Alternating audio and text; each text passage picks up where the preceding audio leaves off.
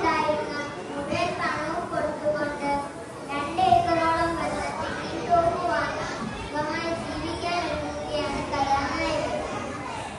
തന്റെ ഈ പറമ്പിൽ മറ്റൊന്നിനും അവകാശം ഉണ്ടാകില്ലെന്ന അദ്ദേഹത്തിന്റെ ധാരണയെ തകിടം മറിച്ചുകൊണ്ടാണ് പാമ്പും പഴുതാരയും എലിയും പോത്തും മറ്റനേകം ജീവികളും അദ്ദേഹത്തിന്റെ വീട്ടിലും പറമ്പിലും താമസമാക്കുന്നത്.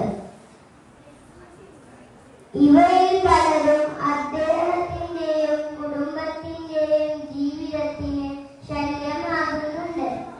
ഇവയെ നശിപ്പിക്കാനായി ഭാര്യ ആവശ്യപ്പെട്ടപ്പോൾ ഈശ്വര സൃഷ്ടിയായ ഇവയെ നശിപ്പിക്കരുതെന്ന ഗാന്ധിയൻ രീതിയാണ് കഥാനായകനുള്ളത്.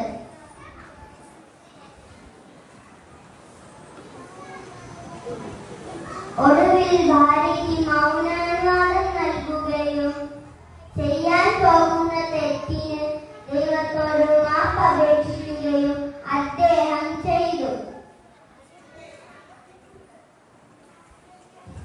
എലികളെ മുഴുവൻ കൊന്നൊടുക്കിയെങ്കിലും തേങ്ങ നശിപ്പിക്കുന്ന വവ്വാലുകളെ കൊല്ലാൻ ശ്രമിച്ചപ്പോൾ ഇവ മനുഷ്യരുടെ പൂർവികരാണെന്ന് പറഞ്ഞ ചില നാട്ടുകാരിൽ സമ്മതിച്ചില്ല.